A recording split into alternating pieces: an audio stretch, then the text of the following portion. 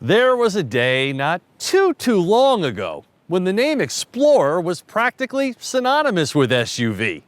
But now there are dozens of like-minded three-row SUVs on the market, which begs the question, how's the Explorer doing these days? Last redesigned for the 2020 model year, the Explorer slots above the Bronco and below the Expedition in Ford's 5-model gas-fueled SUV lineup. Pricing starts at around $40,000 and tops out near $60,000, spanning 4 trim levels. Unlike its competitors, the Explorer is rear-wheel drive at its core, with optional 4-wheel drive.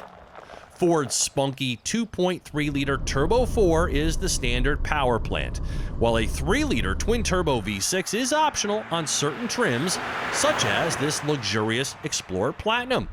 But it's this combination of 300 horsepower and 23 mpg that makes the 6-cylinder superfluous for the vast majority of shoppers.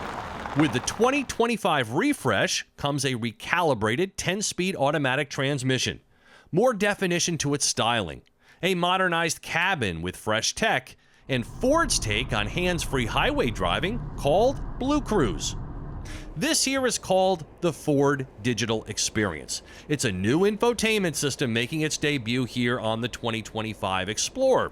It incorporates Google built-in, Amazon Alexa, and streaming services for both video and gaming, while the vehicle is stationary, of course. Connect a Bluetooth controller or keyboard, and all of a sudden you're in your living room surfing the web with a Chrome browser and playing Asphalt Nitro 2. Hey Google, turn the heated steering wheel on. All right, turning on the steering wheel heater. It uses a 5G connection and over-the-air updates to expand and enrich these features over time. Google Maps can also be displayed on the screen directly in front of the driver.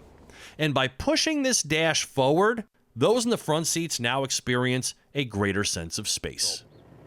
I have to admit that at first, I wasn't really feeling this Explorer. But as the week's gone on, I'm developing a kinship with its old school charm, if you will.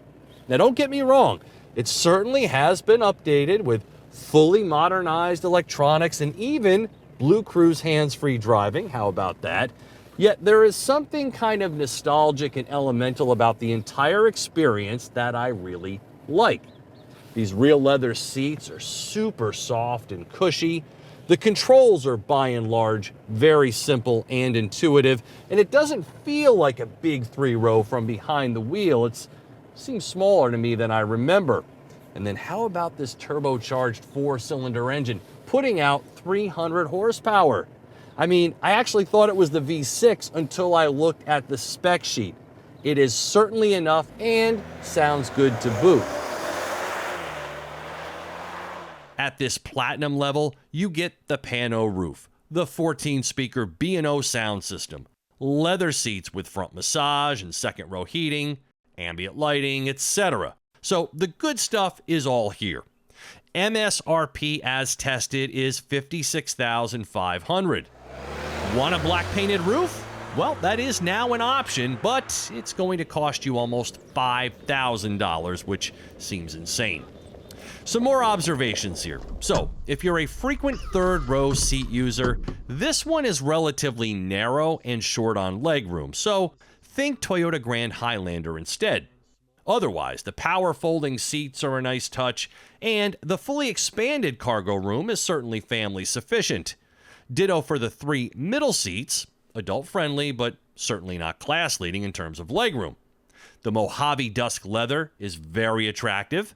The various drive modes, including an off-road setting, remind you that this is indeed a 4-wheel drive Explorer with extended capabilities. And lastly, the drive just feels good. It's comfortable, it's familiar, yet with enough precision to be noticed. Blue Cruise hands-free driving with signal-initiated lane changes is a welcome addition, but it has a long way to go to catch up with the aptitude of GM's Super Cruise.